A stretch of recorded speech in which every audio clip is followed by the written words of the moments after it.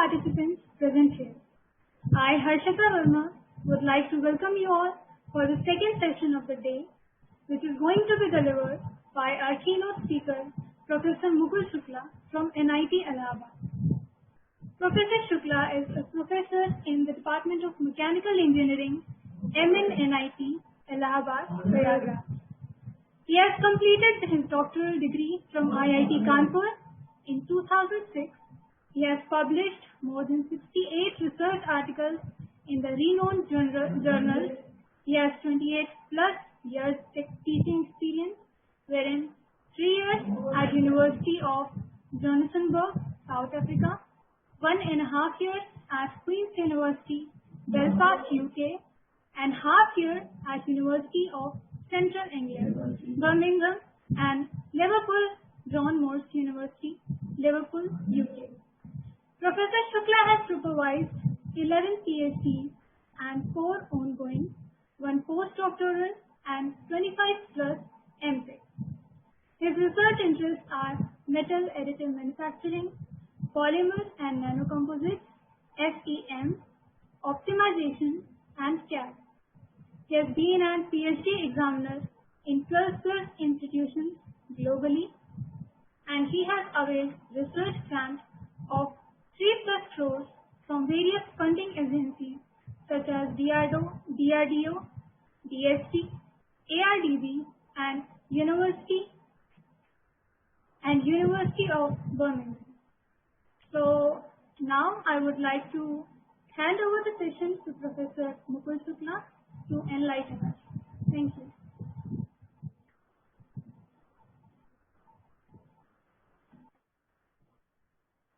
Sir, voice is not audible. Okay.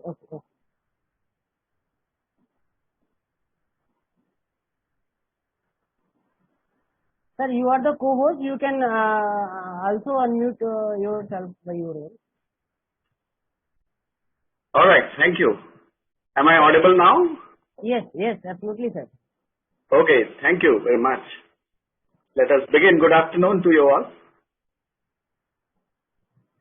It is my pleasure to be a part of this August gathering, a dedicated FDP on additive manufacturing. So day 3, second half is, like a mix.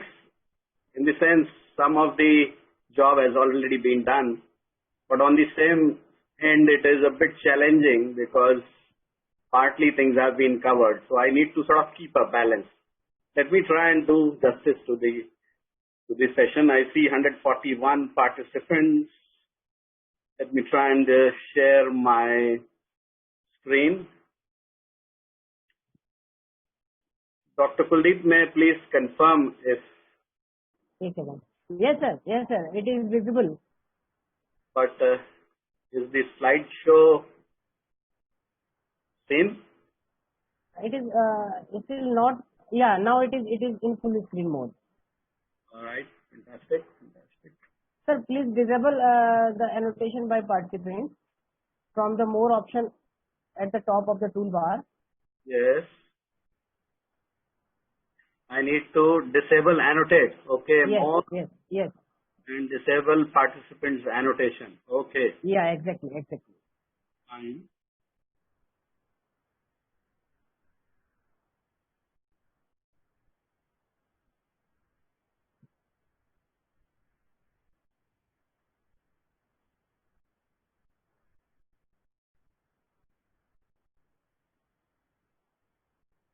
Okay.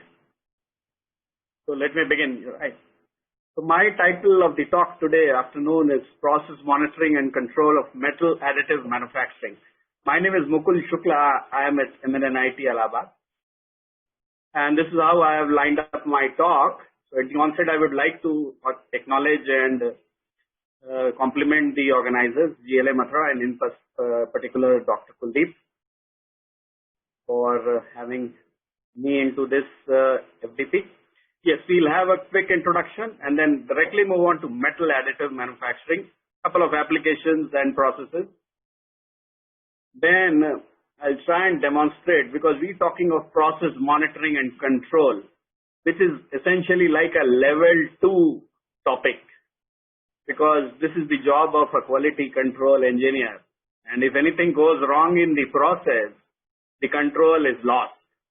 So how can we control? There are two approaches. One is a simulation approach. So I'll try and do some FEM-based simulation. And then we will see some experimental approaches nowadays, which are getting very, very popular, although very challenging. And then try and give you a showcase of what we are doing in metal additive and also in the additive manufacturing of polymer composites. And towards the end, let me conclude. So starting off with manufacturing, we all know it has to be flexible. It has to be green, so green manufacturing and super economical. This is what drives additive also today. And that is why computers have come in a big way, and you call it as CAM or the CNC. The moment you integrate it with CAD, it becomes SIM, or computer integrated manufacturing. So people are now talking of 4D, which I'll also show, or even in the future 5D printing is likely. And this is another big word nowadays, a lot of buzz around this industry 4.0. So let us start off with that as to what is all this industry 4.0, very briefly. Now, there have been 4 revolutions so far. The current one is the 4th one, which is based on cyber physical systems. Now, what are these? Basically, when I say cyber physical manufacturing systems, these are based on IoT, big data, cloud computing, machine learning, and the concept of smart factory is used. But coupled with robotics and additive manufacturing also, this is what is the 4th industrial revolution. So my talk is on this, the FDP is on this, and going on to say, we are all aware of the popular manufacturing process for a plastic or sheet metal component, say something like this. So if it is in plastic, it would be done by injection molding, or if it is in metal, it could be done by die casting. But you see a complex object like this, which is like an exhaust manifold. It is extremely challenging to fabricate this. You need a multi-piece mold, or investment casting is the proper word. But investment casting, as the name says, you lose the pattern and the casting. So that is why you have in bulk the injection molding process, which is used for production of plastic parts, say millions of numbers, say cups or buckets or mugs. But moving on, if I need injection molding, I need molding it is, so I need a mold which are essentially CNC milled. And this is the long process. So let us try and see a video if I can.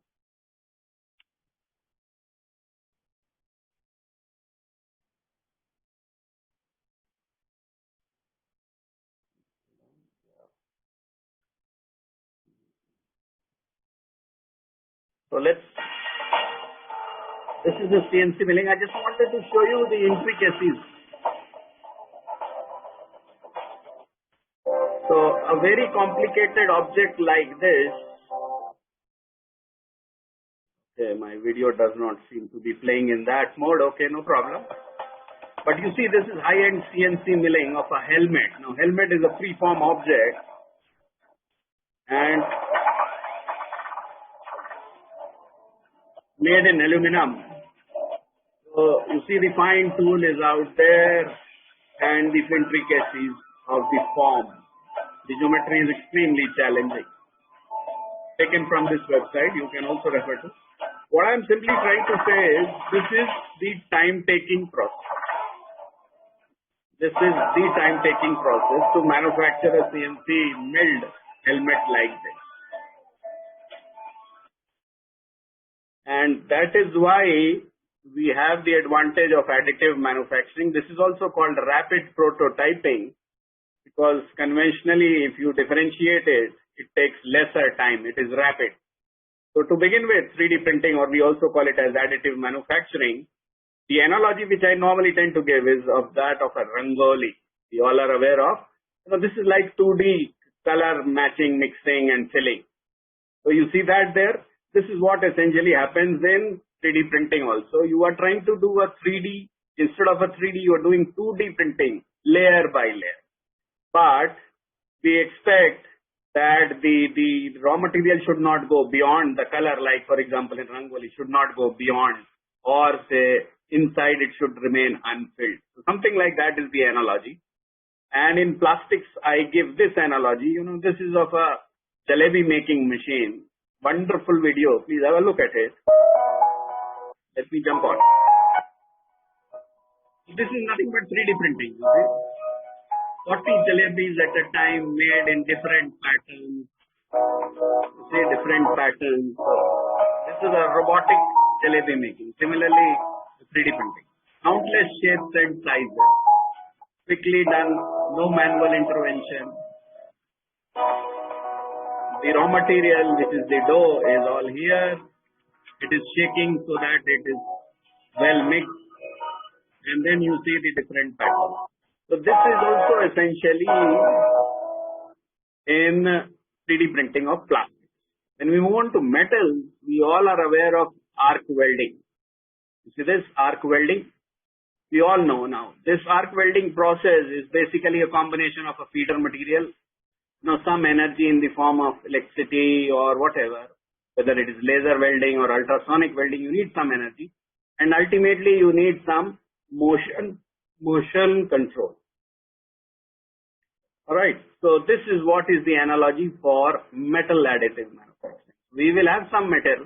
The material can be in the form of powder mostly, and the energy can be mostly in the form of lasers or even electron beam, and then you have a robotic setup or a XY table which controls the motion precisely. So in nutshell, it's a factory on your desk. If you can draw or model it in CAD, you can make it. We all know what is the difference between additive and subtractive. In subtractive, you start off with a block like this and end up with an object like this with a huge amount of waste. But when we have additive manufacturing, the material is in the form of powder or filament with very less waste and the same object produced. So now when we talk of the advantages of 3D printing, it is still being used for batch production, but the advantage is it's a mold or die-less process. You don't need any die, which is the time-consuming thing, or a mold, and that is why we say it is high speed. And this is the basic advantage. The main advantage is in terms of generating near-net shape complex freeform design, and that's why we have this word called solid freeform fabrication. Nowadays, novel advanced materials like any metal virtually, any ceramic or even fiber reinforced composites can be 3D printed. And repair is also possible using direct energy deposition, which is a technique. So you can do even on-site, the future will be that you could do on-site repair application. But now this in red, which I have put, is the major challenge. See? Apologies, I have a slight sore throat, so please bear with me. Yeah. So additive still is not a very reliable mass production process. This is the biggest lacuna of AMs as of now. So whenever we want certified quality products, say in medical or in aerospace, then that is where the additive manufacturing casts doubts. So this talk of mine is also all centered around a reliable or a robust certified quality manufacturing process, how to monitor the process, how to control if something is going wrong. So when I say complex freeform shapes, you see, have a look at this. This is the classical example given, very intricate object which can only be made by a process called additive manufacturing. Now when I say first time right and consistently right, like batch to batch or within a batch, there should not be variation. So this is like a small cartoon. You see, you build up layer by layer from the bottom to up, and now after at that stage your product or part has gone bad. So if you see, there's huge loss of material, time and effort, and this is what is prompting us to precisely control it. ऐसा नहीं है कि additive में बहुत बढ़िया ही बनता है. There are lots of errors or mistakes or common defects which get induced. So the methodology is all clear to you. The CAD model is always needed. The STL file is a triangulated file, and this is done in then move on to a slicing software. You get slice by slice and tool path. वही rangoli you recall. ना अंदर आना चाहिए ना बाहर जाना चाहिए. And ultimately you need a 3D printer and you will get the 3D object.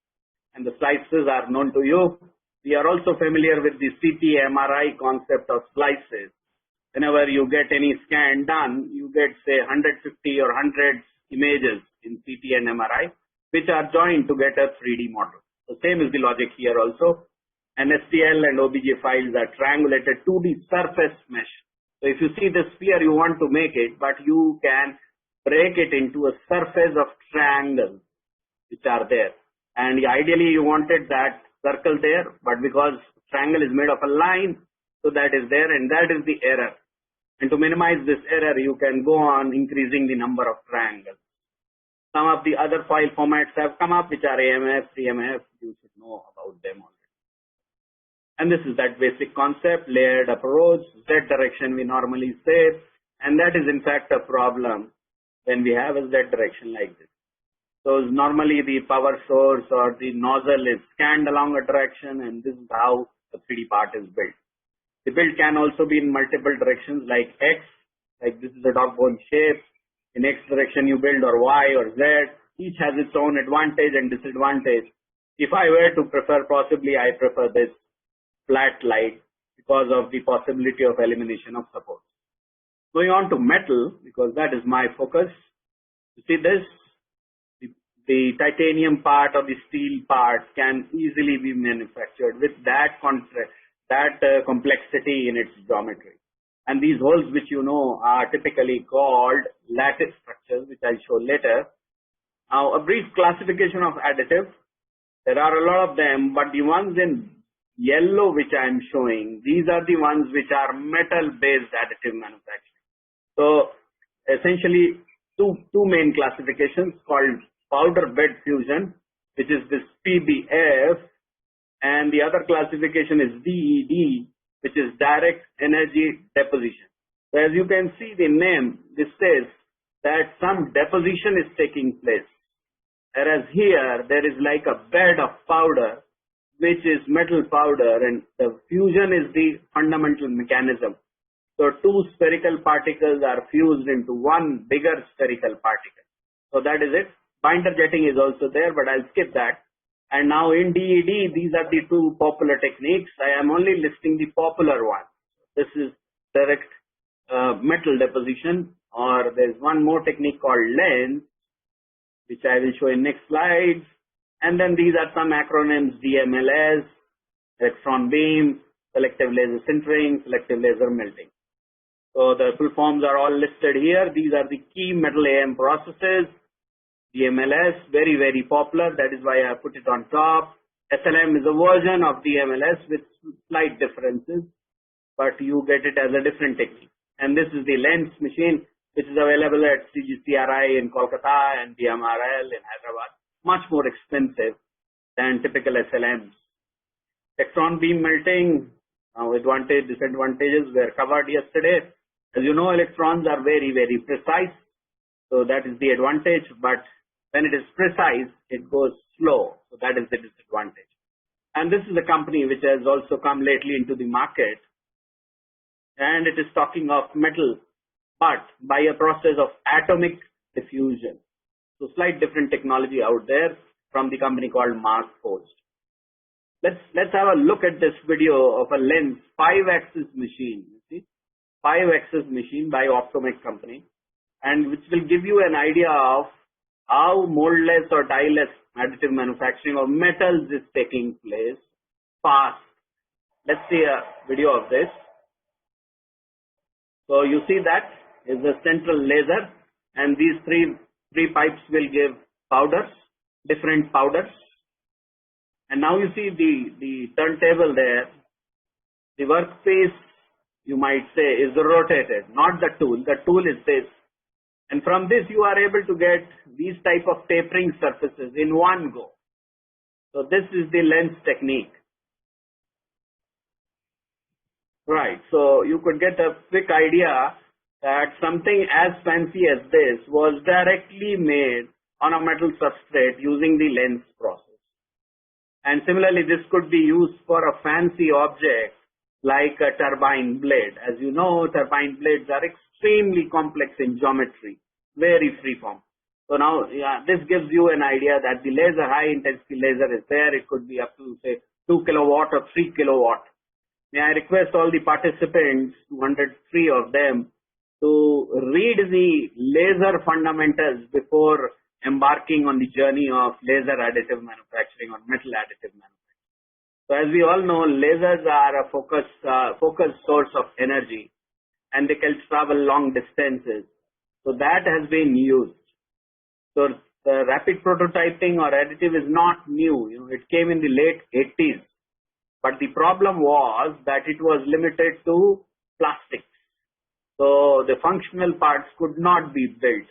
But with the advent of, with the common popularity of lasers, even metals could be now printed. And that is why now you see there is a massive boom in additive manufacturing because of metals, and the lasers are the driving force.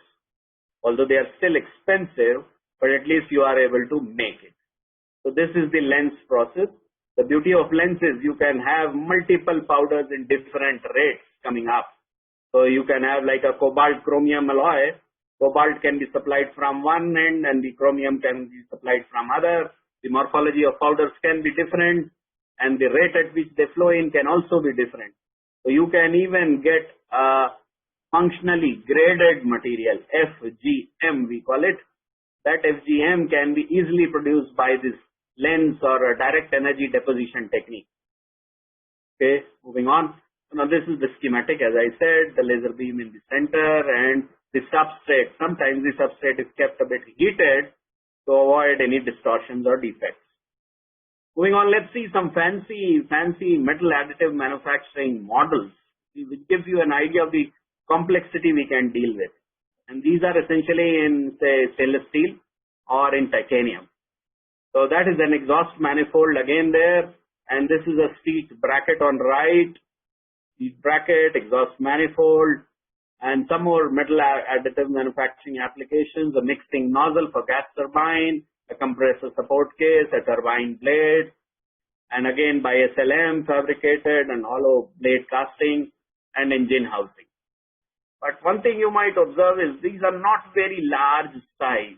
So size is still a major issue in 3D printing.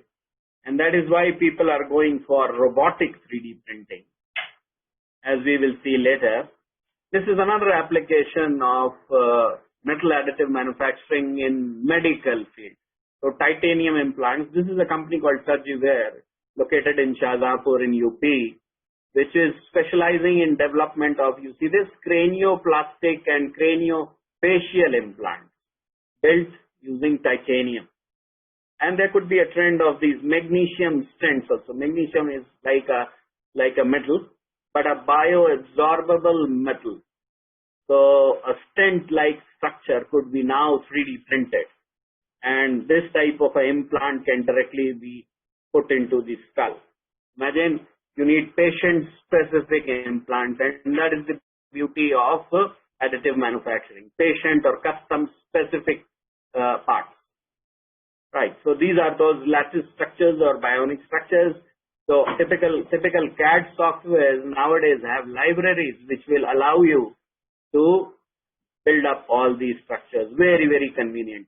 There is a host, as I said, library. So there are a host of possible structures, diamond shape, gyroid shape, etc. And the advantage, obviously, as you can see, is lightweighting. This is the solid, and then when you have the lattice, from 800 grams, it goes down to 300 grams. Some more examples of, say, DMLS, because now I'm going to showcase our studies on DMLS. Now, this is the most popular technique, and this is used for steel rocket motor casing and then a crankshaft or even a titanium grade 5 turbine impeller. Now, coming towards the actual talk, process monitoring and control. What are the issues which normally are facing, the additive manufacturing community is facing is around all this, the design for additive manufacturing, which was covered yesterday, how to cut down the cost, what are those properties which you are getting, what is the wear behavior, what is the corrosion behavior, and then there are a lot of other issues or challenges which can form as a motivation to work. And the essential idea is first time right. पहली बार में ही काम सही होना चाहिए. Now let's see the challenges. You see, the experimentation is one approach, but it is extremely expensive, particularly metals. The phenomena is complex, and because of a layer by layer process, you have anisotropy, particularly along Z direction. And then are a host of parameters, not only process parameters, but also material dependent parameters. So when you manufacture it by slightly varying the process parameters, you are likely to end up with a different sample. And then the challenges of materials, each material is a different ball game. And particularly when you have like a mixture of materials, like I just said, if it is like Inconel, now Inconel is in fact a combination of nickel with other elements. So the moment you have a mixing, it is not a direct mixing. You need some amalgamation, and that is the challenge. And on top of it, lasers being highly focused, the rate of heating and cooling is super fast, exponential, from 1000 degrees centigrade to room temperature in a fraction of a second. And then the multi-phase phenomena, solid, liquid, solid. Just like in welding, your initial welding rod is solid, then it liquefies, and then again it solidifies. So phase transformation is a challenge, whether it is from experimental perspective or from modeling. And finally, this is the headache, what? Residual stresses or locked-in stresses and distortions. So your geometry does not come out desired, it comes out distorted. And the reason behind is the residual stresses we all are aware of. For example, scanning strategies. These are some of the popularly used scanning strategies or building strategies. When you go uni, bi, or cross-directional, concentric. Now, if I make the same part by adopting these 5 different techniques, I might get different properties. That is the issue around. Let's see some more other issues in metal 3D printing. The porosity, density, residual stress, warpage, cracking and delamination. You see there, I will show you in possibly my later slides. Delamination. Substrate से उखड़ जाता है part. बीच में ही उखड़ गया, अभी बनना पूरा complete नहीं हुआ. The microstructure comes out different every time. The surface finish is a major issue. For aerospace parts, for CFD and all, you need fine finish. For biomedical, you need rough finish. So the finish is dependent on parameters, the process parameters. Melt balling, Z direction strain, micro hardness, etc., etc. Now in porosity, this is a major problem. Either it could be like you have blowholes in castings, or you can also have process-induced porosity. That is the surface finish diagram there, and melt ball. Just like in welding, you have small balls of material sticking to the substrate or the surface. Similar phenomena takes place here also. So now why these residual stresses in fact get locked in? Because this is out of the plasticity. Your process is no more in the elastic region. We all know that once we are in the elastic region, if you withdraw the load, there is no residual stress. But if you jump in or move into the plastic zone, permanent deformation takes place. And when you withdraw the load, whether it is thermal load or mechanical load, some residual stresses are locked in.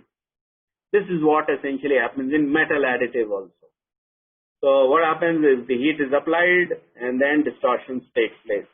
We did some study on this using maraging steel. This is out of martensite and aging steel. This is Dr. Tarun, one of my doctoral students. And we found that, typically you have tensile residual stresses. However, here in case of maraging steel, the residual stresses induced are compressive in nature. Compressive. So very unique phenomena which we try to even model it and also experimentally evaluate it. Let's see, So this is what I was saying. Let me show you the after effect of residual stresses. You say that uprooting or delamination, यहाँ से उखड़ गया है ये देखिए पूरा part. So it is virtually lost. Now the entire manufacturing is no more symmetric. See that again is like lost because of some process parameter setting and residual stress, and thereby this thing takes place, delamination, or see from there. Now, how to mitigate some of the common defects? I already listed the defects. How to mitigate them is one way out, common way out is go slow. जब आप धीरे काम करेंगे तो obviously गलती नहीं होगी. But you cannot do this. You want to expedite the process. You want to make it fast. You want to make it more productive. Or other way out is you want to make it high intensity or high laser power or high electron beam power. But the moment you make it high, it makes it more in residual stress terms. The moment you make it high, this higher speeds. So typically we want slower speeds. Typically we want higher energies. We want higher speeds and higher powers. But this is what are the main controlling parameters. Sometimes the raw material itself in the powder form, if it is like of multiple sizes, okay, and not perfectly spherical, or the melt flow index, sometimes we say the flowability of it. The flowability of it is not up to the desired standard. You cannot not easily additively manufacture them. The typical size is around 40 to 50 microns. बहुत fine is not desirable, बड़ा भी not desirable. So the typical range is around say 40 to 70 micron. Then post-processing, as was highlighted earlier, is a very, very important role, and this can induce like defect mitigation. One of the popularly used techniques is called HIP, hot isostatic pressing. So from say 98 or 99% porosity, 99% density, you can make it to 99.9. But this is a very, very expensive high-end process. So why to mitigate defects later on? Why not maybe control the parameters, monitor the process, and control the process online, real time? So this is what is the state of art today, that control the process online and real time. Let's see what are the commonly used techniques for say control and then modeling and characterization. So monitoring, for example, micro CT imaging. As I just said, CT imaging is used in medical. You can find out the tumor or whatever in the body. Similarly, here we can find out the holes or the pores in the part. Melt pool imaging. See, melt pool. Just like in welding, where the actual welding is taking place, you have a small melt pool. And you can now, using high-speed cameras, image it. Photo le sakte hain aap. And from the photo, you can get an idea how is the melt pool behaving. For example, as you know, in welding, when you do it a very fast welding, the quality of weld is very poor. So the current voltage settings and the speed of welding and the flow of the rod are important there. So similarly here in additive, we can now do melt pool imaging, and online you can try to control the part. Acoustic emission is one of the techniques being applied. However, it is not very reliable. And there is this process of laser shock peening also, which can be used for say residual stress mitigation. Shock peening, as we know, is used for surface and subsurface stress relief. And these are some of the characterization techniques: XRD, diffraction, electron beam, EBS, these scatter diffraction, scanning electron, UTM, VR testing, etc. Going on to some of the international status of metal 3D printing, only lately the ASTM launched second round of funding worth that much for standardization. So these are the two bodies which are very seriously and very aggressively working on the standardization. And they have been partnered and joined by a host of companies which are all listed here, and including some academic institutions. The whole idea is that for aerospace and medical mainly, we need standards. So still the day is very far off where all your printed parts are used in an aircraft or a fighter aircraft or even inside the body. Just cannot put it inside the body. randomly because certification is still pending. Now, how to go ahead is one approach. I went on with this exercise of conducting simulation, thermo-mechanical simulation, and the idea was to benchmark, to see how good or bad the results are coming out, because there are a variety of softwares available. Each claims to be the best. So we went on this benchmarking exercise, and the material we took up was again maraging steel. The process was DMLS, and also on titanium we did it later. I'll showcase here only on steel. The idea was this, and the software which we used was Simofact Additive from MSc, company which is as MSc Nastran. Went on to publish this. Sudhakar was one of my MTechs, along with Tarun, who did the experimental part. We combined together and published it in this DMRL conference also. Now, I'll showcase some simple case study. The reason also I will tell you later. That was for validation purpose. But you can simulate virtually any complex aerospace component. 4 of them are shown here. If you see the geometry of this is fairly complex. Now, if you try and build it, and if something goes wrong, the whole part is lost. A lot of time is lost. Say 30 hours, 40 hours are lost. So you could do a beforehand exercise using simulations and even do compensation for distortion. For example, I'll show you later. Now, these are some of the other popular additive manufacturing simulation softwares. We used Simofact Additive. Simofact has another model or another module called Simofact Weld, and this is used, as the name indicates, weld. It is used for DED process or deposition process, just a length. If you want to model that, you will have to use Simofact Weld, whereas we use Simofact Additive, which is used for DMLS type of powder bed fusion process. But there are ANSYS Additive is also there. There is a 3D Sim software. NetFab is a wonderful software. You may write to Autodesk and they might even give you free NetFab.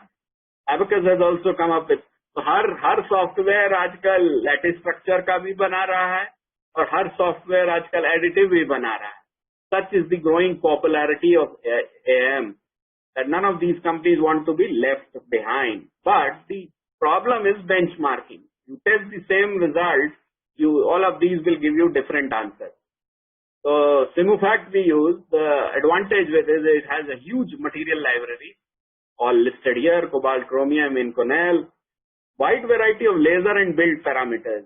See them, you can inbuilt it, input it, and build orientations can be easily changed. Different scan strategies can be applied. And so this is the real advantage, that you can do prior distortion compensation in advance. So if you find that your part is distorting by +5 mm, so you can design your model, as -5, so your part will come out same, correct, and support structure optimization. And again, now have a look at this. HIP and heat treatment also can now be simulated. I will quickly showcase also. So what is the effect of doing HIP, or what is the effect of heat treatment on the material properties? For example, residual stresses or porosity. So does HIP and heat treatment improve or deteriorate the porosity? We can do all this simulated in a virtual environment, not in an experimental physical environment. Okay, so the background I can try and skip of simulation. This is standard, you see, but remember it is all plastic deformation. Okay, so we went on to see the effect of laser power and scanning speed. We varied from 253 and 350 different speeds, found out these stresses, and we concluded this, that higher laser power and the residual stress. Then the base plate size, the effect of the substrate size, you see we varied it from 5 to 5 and 10, and we found that a thicker substrate gives you a slightly better performance. The stresses are low and the distortions are low. So So when you start building, don't keep a thin substrate. Similarly, the substrate, if you preheat it, when you preheat it to 40 or 80 degrees centigrade, it is beneficial. But now this is an add-on cost, isn't it? It is like air conditioning your chamber. Your chamber needs to be air conditioned to 80 degrees centigrade. So this is a energy cost, and thereby the cost of the part goes up. But if you want lower stress and lesser distortion, you need to preheat. Then effect of HIP on residual stress.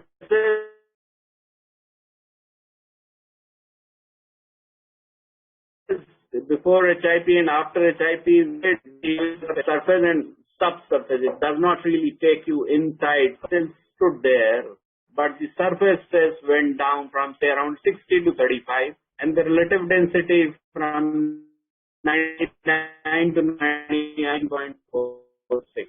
You might say that this is only 1%, yeah, but that 1% critical in space.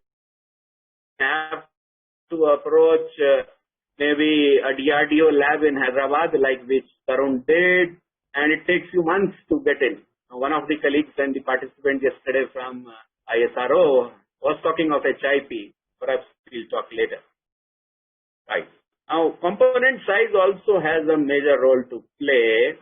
The bigger the component, the more is the distortion. So we made a plate of those sizes, and if you see, the larger the size, the more was the distortion. All this distortion prediction is very important because you can come, and thereby there will be no defects at the end. Right. So you might say that, sir, you put some fancied objects, but you are working on flat plate. The reason I said in the beginning is validation. So Dr. Tarun went on to do experimental work, and he fabricated some simple object plate like this, and he measured it, and he found it as around 210 negative compressive, and the software gave it as around 180. In Y direction, that was the values. The relative density for both of us came now with that. So what is the confidence which we got is that this is towards high fidelity printing of aerospace material parts with improved mechanical performance. Without doing any experimental study, you virtually sitting on a high computer with a software like Defect. Nowadays, you need to come up with microstructure studies. So you vary the laser power and speed. What type of a microstructure will be produced? Defect will predict it. Distortion, compensation, phase transformation, orientation of. The whole idea is centered around a robust 3D printing. Pakka kaam. Right, I'll skip all this, but a lot of other simulation-based studies for temperature, because temperature is the key. If you are able to successfully control, everything is better. So there are a lot of articles, you can see it for yourself, using ANSYS or Gaussian distribution of energy and something like this. You take your 3D model and then mesh it, and wherever you have the deposition taking place, you have a finer mesh, the other mesh can be coarse. All this has been done. However, when you do modeling, some of the challenges, for example, you see the temperatures are high, so we typically need temperature dependent material properties. Normally what we do is we take modulus of elasticity, Poisson's ratio, specific heat, conductivity, you name it, and any material property you feed in an FEM as a constant value. However, all of us know that temperature has a major role. And in plasticity, when you take it to plasticity, it is no more a linear behavior, no more a constant behavior. So the availability of this is the challenge. However, software nowadays have inbuilt temperature dependent properties. But if you make your own material tomorrow, it may not be the case. And then how to establish the results? Are they good enough or not? People who do experimental doubt analytics people or analysis people, and those who do FEM, they say your experiments are wrong. And that is why the validation is very, very important. And that is why in the previous slide, I showed you those validation data. Moving on, let's see this. This is something new. We just started off working through one of my doctoral, Mr. Anuj. The idea is process monitoring and control of this using deep learning or machine learning or artificial intelligence. Most of us do know that this is one of the very, very booming areas. So we just embarked on this journey. The whole idea is physics-driven models I just showed you in the back, but now we want to use data-driven models. So all this AI and machine learning is using some data, and based on that data, it is trying to use concepts like neural networks and various classes of neural networks to do maybe process monitoring and control.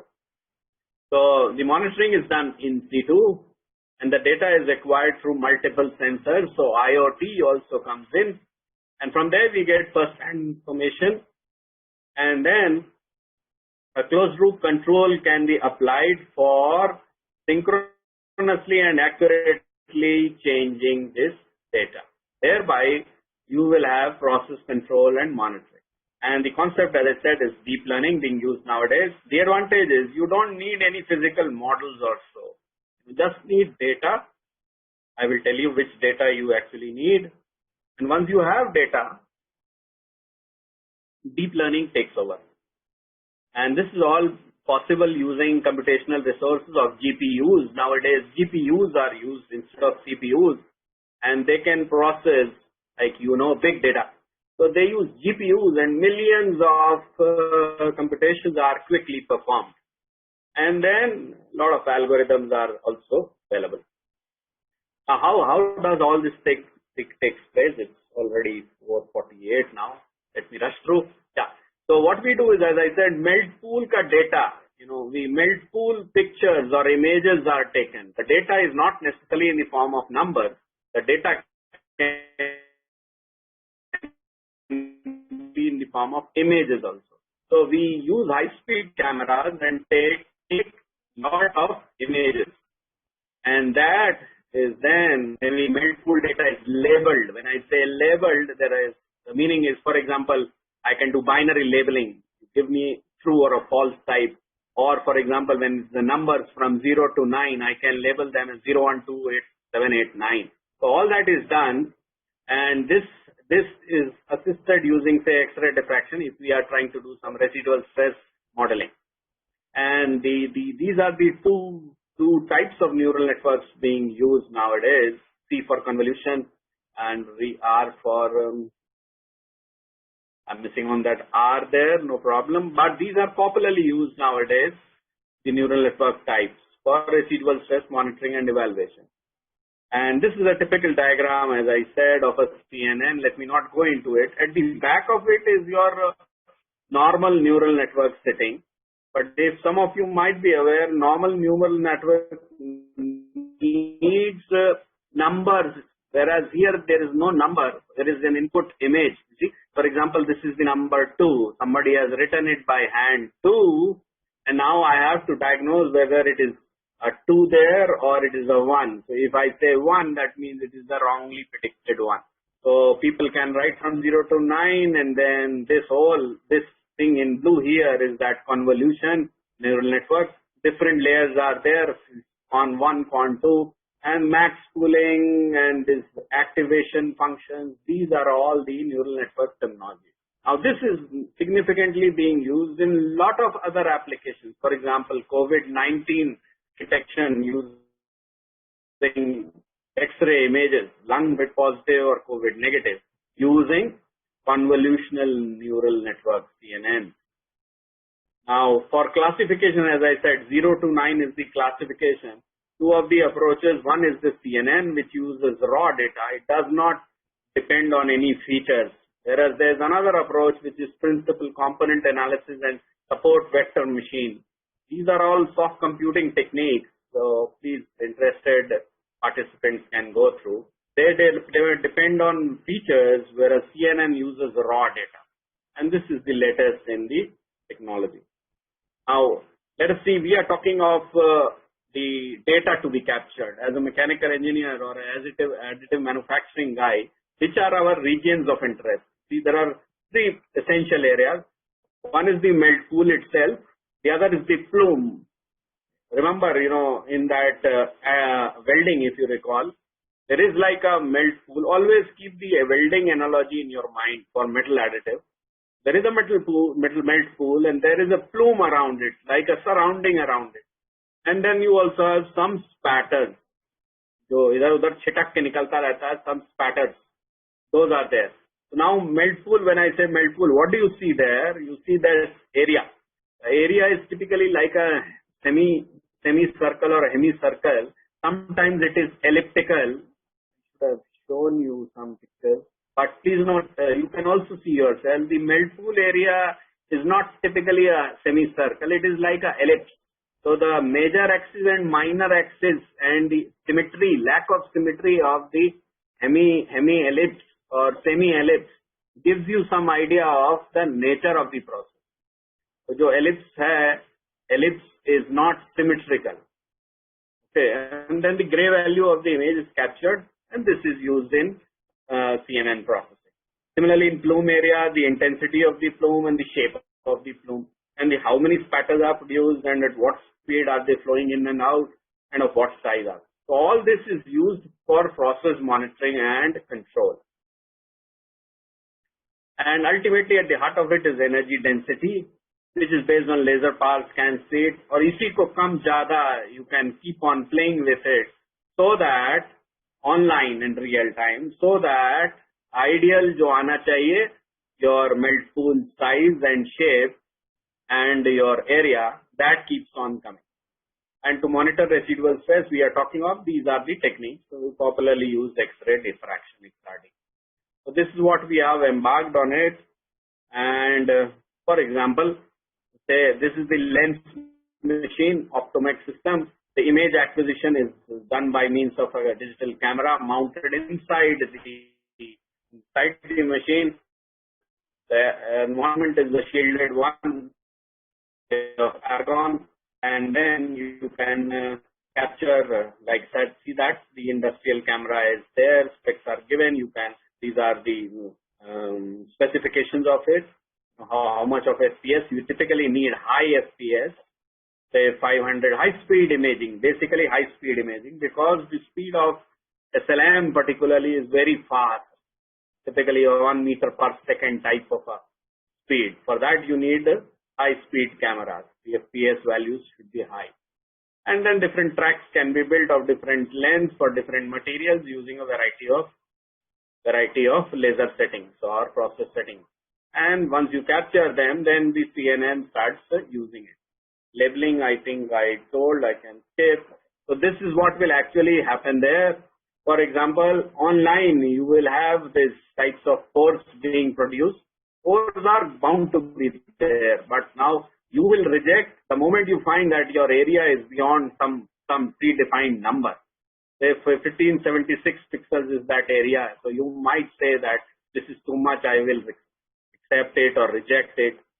So similarly, accepted as a pore, so much of area is coming, whether this is acceptable or not. Eccentricity, I told you.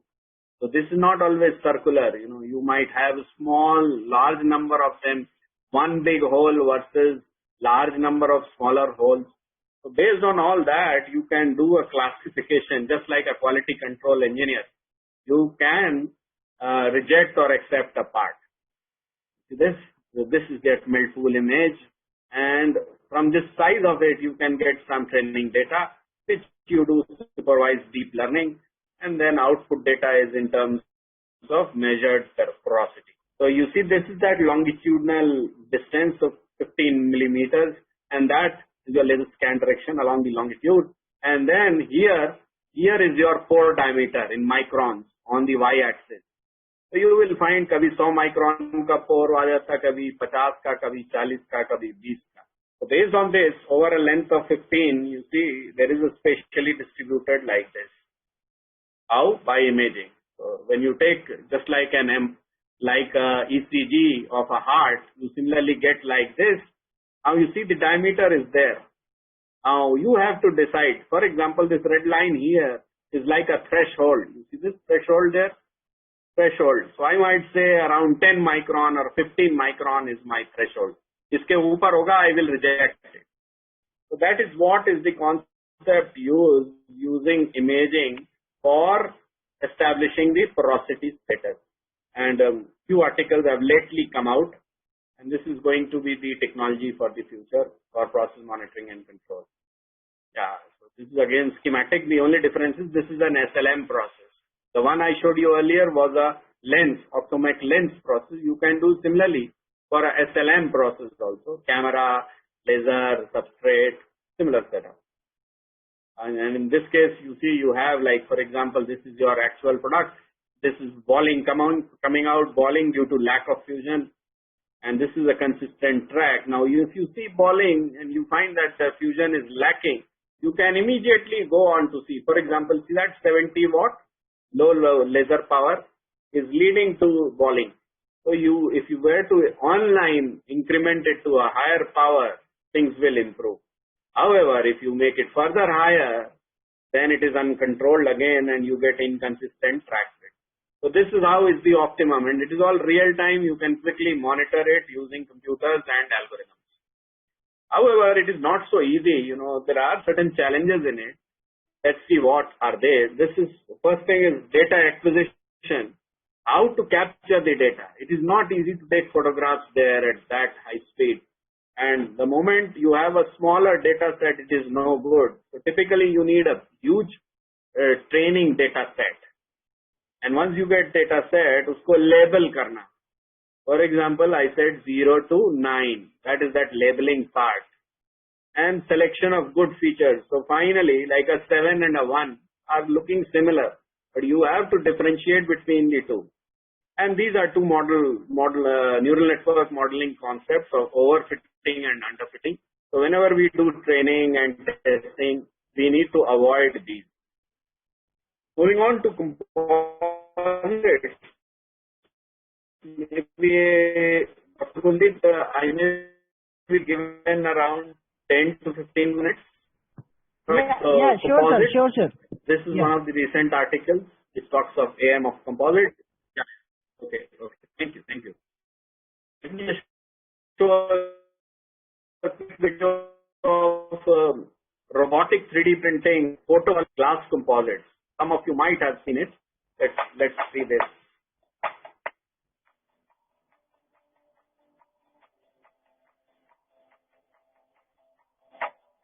Award from Italy, Milan Polytechnic. They got an award for this. So this is a KUKA robot. And yeah, so you see the light is coming up. It's a photopolymer. No supports needed here because it is glued at the bottom. And the yellow color shows for the glass fiber and robotically programmed. No supports there. So the fiber is coming here. Yeah, you can now see the jelly liquid. So the fiber is also coming and the resin is also coming.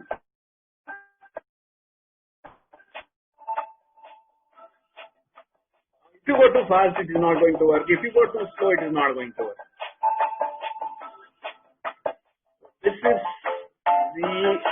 for example, smart fiber orientation. All those who are into composites know orientation is a major issue. So like a winding it is doing. You see this? Now you can see the orientation. Yeah, the fiber.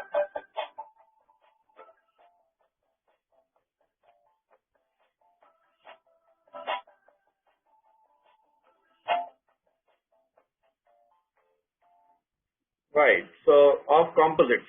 Now this is a wonderful example. You see 80-meter long wind turbine blades made out of CFRP and GFRP. So this is again done by a robotic setup. Because you can't do it by hand, because the moment you do it by hand, this gives you an idea of the size of this wind turbine blade. It is likely to be erroneous. So you want to cut down the errors. This is one of the companies which was also showcased yesterday from Mark Forged. They were the first to enter into the market for 3D printing of glass carbon Kevlar. The limitation being only nylon they are allowing. But the fibers are possible. You can have impact resistant Kevlar, high strength carbon, high strength, high temperature fiberglass, like a spanner. And if you see the strength of this spanner would be as good as a metal spanner or even better, much lighter. And just to showcase, there are a lot of videos. Please see for yourself. Onyx is nylon में carbon fiber chopped one. If you add chopped fine, not continuous fiber. This black carbon is the continuous fiber. Instead of continuous, if you add chopped fine, they have given a special name to that nylon called onyx. It is nylon plus chopped carbon. So now here you will see this white is nylon. So the bottom and top boundary पे बाहर पूरा ये लगाते हैं. We'll take queries at the end. Right. So this was that mask. So there are two extrusion nozzles.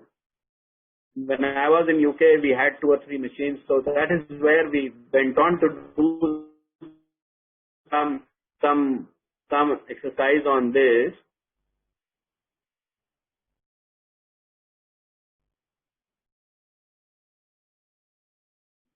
Okay. Right. Yes, so we went on to do some DOE-based mechanical characterization of these PMCs. So DOE, as you know, is design of experiment standard technique. So we applied it and we tested for 4 different outputs: tensile strength, flexure strength, fatigue strength, fracture also we did using certain ASTM standards. This was the DOE, 4 variables at 3 factors. And then this was the L9, simplest of Taguchi array with the L9. और फिर इसको बनाया हमने finally, and then we tested them. The whole idea was that to see the performance of 3D printed laminates. You see, this is a 3D printed specimen which is used in UTM. So all of us do, all those who are into composites, they do a lot of hand layups and then they test. See, like that. This is built in CAD. The software is Eiger. It runs on cloud also. You can sit in your office and run it because it works on cloud. And then once you fabricate it, you test it. So we tested it for different types of cases and got some results. Still to be published though. Moving on quickly, 4D printing you already know, I think. Interested may see. Let me just try and show you a brief video of the 4D printing. Again, wonderful. So this is a carbon fiber programmed and triggered by some impulse.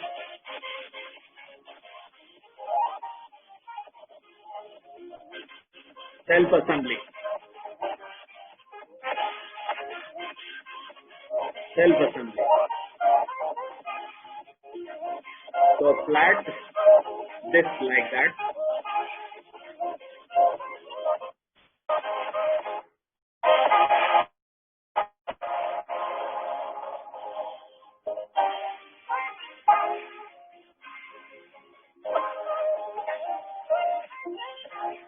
So this is from MIT, essentially 4D programmable.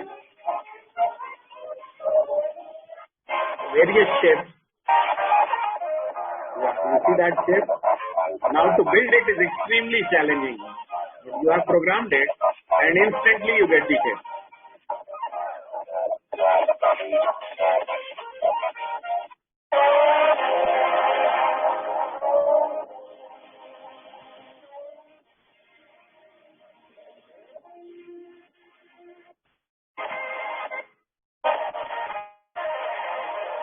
Right, so I'll skip it. Now, where can we possibly apply 4D printing is in expanding contracting stents. As of now, stents remain there. But if you want to make them to expand and contract, you could do it using this printed ones, the 4D printed ones, because they are programmable. So the doctor can allow them to expand partly or contract partly. And the other application is this aneurysm clips, which I'll show in the next slide, is this. For example, some of you might be aware in our brains, the hemorrhagia takes place or the blood flow is blocked. See, like this is a highly blown up figure. And what happens is you see this like a balloon here. So instead of a normal blood vessel, you now have a little growth here. As a gubbara, like a balloon, it comes out and the blood goes into this and it goes on expanding, and it bursts. So sometimes you have immediate fatality. So this type of clips, these are titanium clips or plastics. You can print them in 3D or in 4D now and then put them there. These will inside, the doctor will put them and then it will automatically, you see this, like a pin here or a clip here, it will cling. So this balloon size will not increase. This is that whole technology. This size looks big, but typically the sizes are like 3 mm, 4 mm, 5 mm. Okay, in our brains for avoiding brain hemorrhage, aneurysm clips, 4D printed.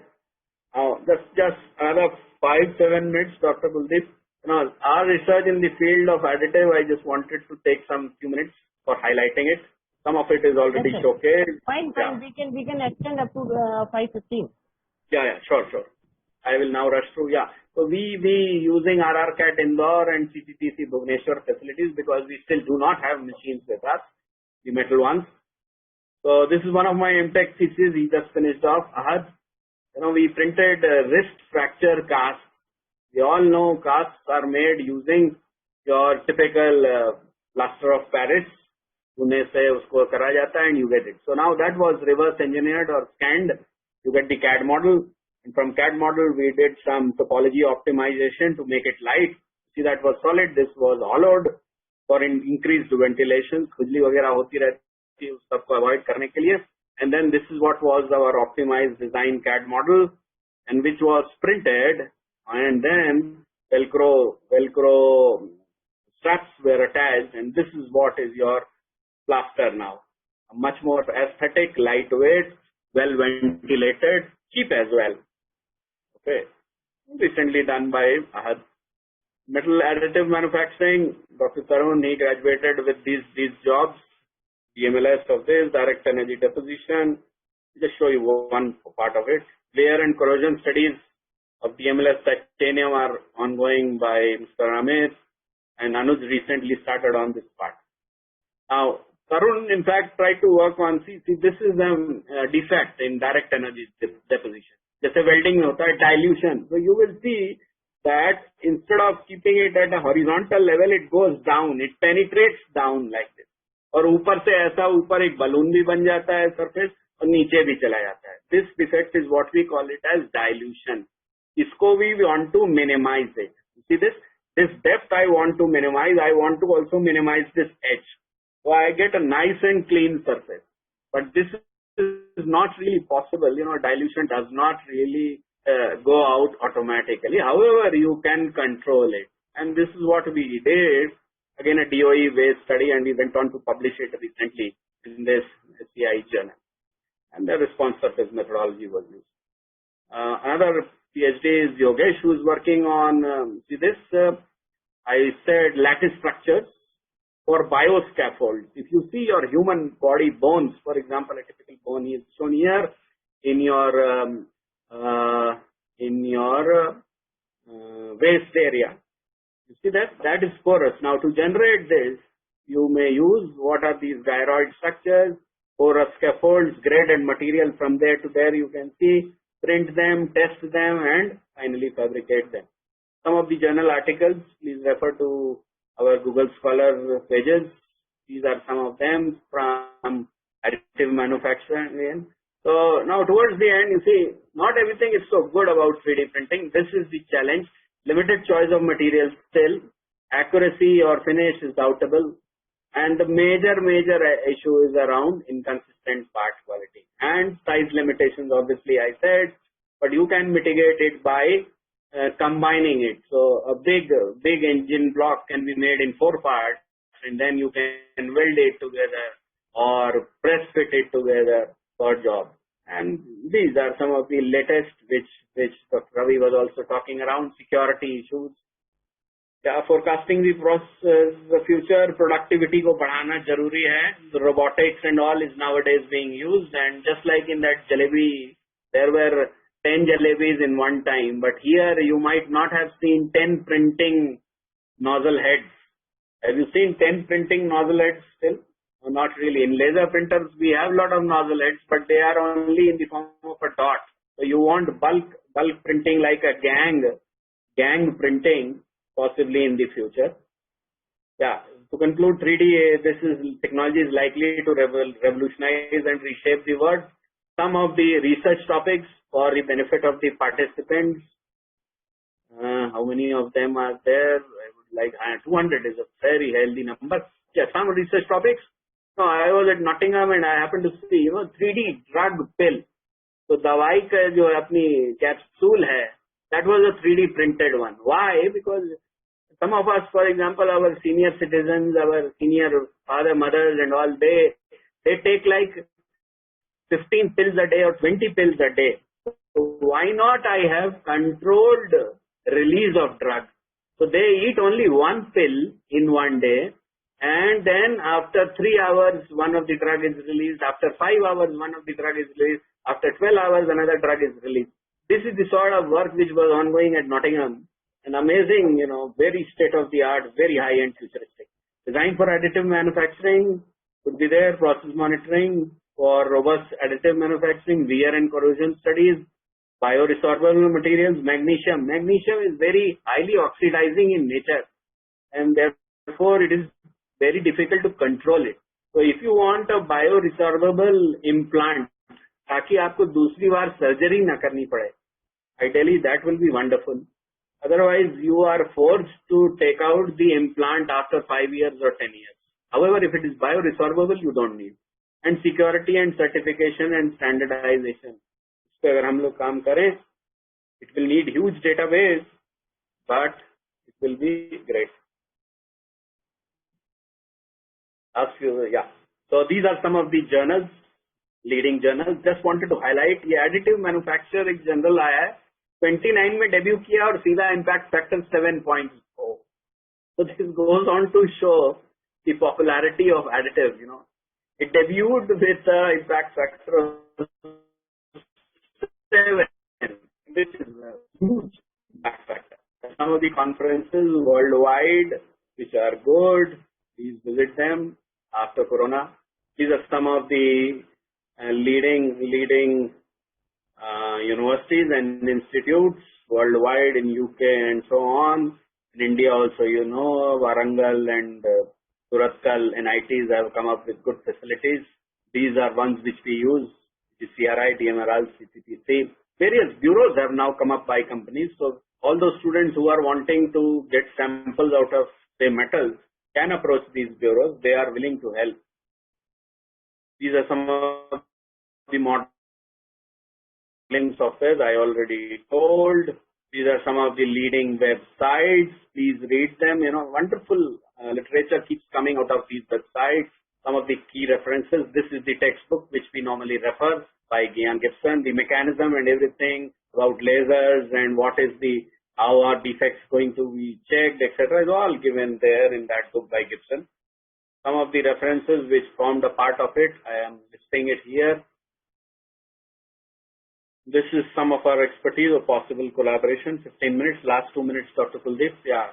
So we could possibly look forward to collaboration and expertise sharing in FEM, reverse engineering, CAD, 3D printing, optimization, DOE. So this is the takeaway of the talk. Admire the new technologies, adapt them as per hour of the need, and implement them for your betterment. Let me end up by acknowledging at first the organizers, Dr. Kuldeep and the other authorities at GLA, the organizing team, without forgetting the contributions of my research group at India and UK and SA, which comprises of Dr. Tarun, Dr. Ashish, Mr. Anuj, Yogesh, Amit, all PhDs, and these are my MTechs, Sudhakar, Manish, Saurav, and Vaibhav. and obviously you need money for it, and that is what NIT UK, the University of Johannesburg, and the Queen's University in Belfast have been generous enough to support me. Right, thank you. I think I can stop there. Dr. Kuldeep, over to you now. Thank you, sir. Thank you very much. Really, it was a very informative session. A lot of videos, a lot of informative websites, softwares, and other topics which are definitely be helpful for those who are looking for the research in the domain of additive manufacturing as well as 3D printing. So, along with the question answer session, I'm launching the poll question parallelly to save the time. Each poll question will be there on your screen for 3 minutes. Okay, so please take care and then answer the question accordingly. So first of all, I'm launching the poll question of yesterday's evening. So poll question is on your screen, and I'm requesting to the participants who have any question, so please raise your hand. Yeah. So first question I'm going to take from Rahul Srivastava. Yeah, Rahulji, please ask your question. Yeah, good evening, sir. Hi, good evening. Sir, actually, I completed masters in 2020 in manufacturing in discipline from NIT Jamshedpur. Sir, in MTech course, sir, I completed the numerical modeling and simulation of normal, sir, aluminum alloy, and did the fracture modeling actually, sir. Sir, in future, I would like to continue research in the field of modeling of, actually WAM process, wire arc additive manufacturing, and further, I would like to do the research like fatigue fracture analysis using WAM process. So, is it possible to do in the Abacus additive software that you have earlier said, sir? Right. For Abacus, we have a module called FE Safe. MNIT also has a license, FE Safe. FE Safe is a dedicated fatigue analysis simulation tool. So yes, you can do it. However, if you talk of the modeling of WAM, you will not be able to model the WAM as such. What you will have to do it like give the equivalent properties and then try to find the fatigue behavior. For example, what is the endurance limit, the endurance strength? Because FEM simulation is not essentially directly going to model the process. You can do model in it, however, in a separate module. Like in classical Abacus, I said, for example, your laser is moving, you can control it. Right? The beam diameter, you can control it. The substrate material, you can control it. Okay, those type of things. Once you get that, you will have some output already. जैसे real life में भी fatigue testing आप बाद में करते हैं, पहले component बनाते हैं, सैंपल बनाते हैं. I hope I am able to answer it. Hello. So Rahul, I think you got your answer. Okay. So moving towards the next question, it is from Dinesh Raj.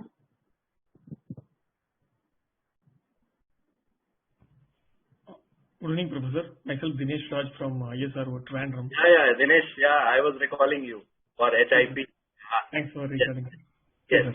So actually, the lecture was very informative. We have opened new areas to learn also. So thanks for that. Thank you. Sir, actually, only one thing I will ask other things later. Sir, Simufact additive we told software. There you are talking about chip simulation. That also possibility is there? Yes.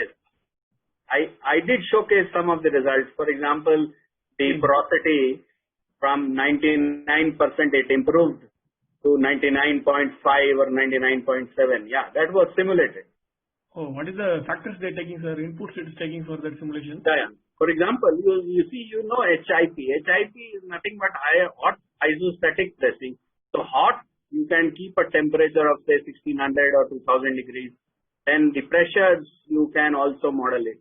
So ultimately, it is a thermo-mechanical process, which can be easily simulated. And once you get, what happens is physically also when you heat and compress it, the pores shrink, like they go on shrinking. So an FEM model, when you apply load onto it, will distort and a big hole will shrink down. So that is the essential concept of HIP modeling. we tried with Abacus for our we are modeling the chip process, and not only AM. Simply we are modeling the chip process. We did not do in ANSYS. We did some trials with Abacus with my colleagues. It's working, but just asking SimuFact additive plus chip. That's why I asked, because what is the limitation we can find, sir? Direct simulation, this simulation. What is the minimum? Any limitation is there for finding defects? As I said, we were benchmarking it. We really did not find any. As I said, we also took a simple shape. Now, see, that could be a challenge. Now, if you take a slightly complicated geometry, and then how exactly can you capture the phenomena? Because in real hip, you can put it in the furnace, isn't it? Yeah. So, for a simpler geometry like a plate, we got good results. Dr. Tarun did the experimental hip. We did it at ARCI in Hyderabad. ARCI. Okay. Yeah. And then I did simulation with Sudhakar. Okay. And there was come back to you. Yeah. Please feel free. We'll write a mail to you. Thank you. Thanks for your wonderful lecture. Thank you. Welcome. Second poll question that is relevant to the morning session is on screen. Please answer. Now, next question is coming from Dr. Vikas. Hello. Yeah, Dr. Vikas, please go ahead. Hi, Doctor. Hello. Yes, sir. Good evening, sir. Yes, Sir, as you talk about this oxidation of this AM sample as well as the porosity, so can we reduce these things by some atmosphere, means by some vacuum or something other atmosphere which can prevent oxidation of this AM samples or the corrosion? Yes.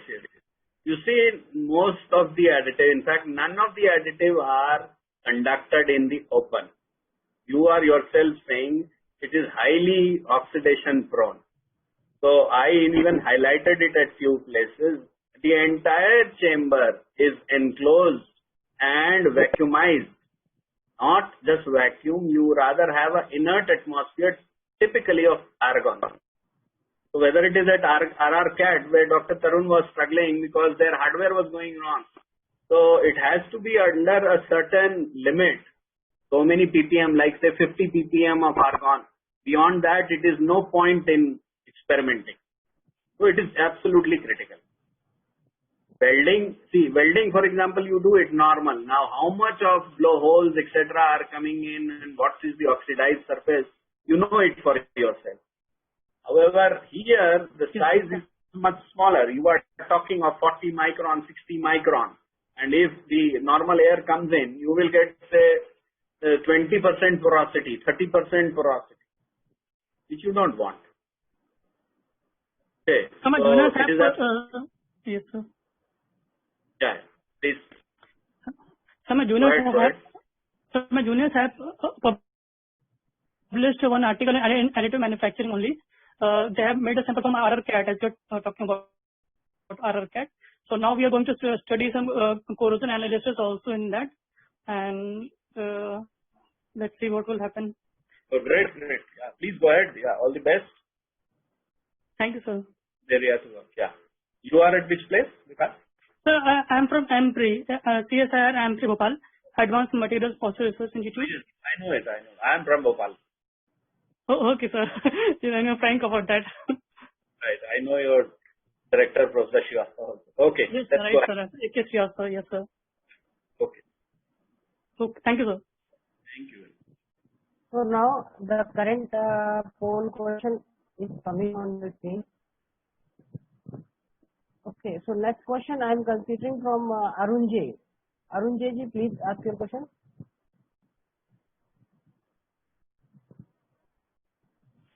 Hello. Yeah. Yeah, please. Hi, Arun. Is there any software that can aid in the characterization or not characterization, the simulation of lattice structures that are produced by additive manufacturing? Like I was trying to get the mechanical properties of different lattice structures. So is there any software which can be used to simulate it? Yes, you see, there are two aspects. One is the CAD part. And as I said, whether it is Rhino, whether it is Creo or NetFab, Every software nowadays has a library for lattice structure modeling. And once you get the CAD part, you can take it to any FEM software. One of my students, Yogesh, is working precisely on this. I showed one of his examples also, gyroid structure वगैरह से. See, our human body, it is not direct holes. It is like holes going through like this. For example, in wood, if you see wood, it is not a direct hole. It is like this type of revolving, rotating non-uniform type. So those are all easily possible. And once you have your CAD model, you can export it into or import it into, export it to and import it into any FEM model. FEM software like say ANSYS or Abacus, and do mechanical characterization.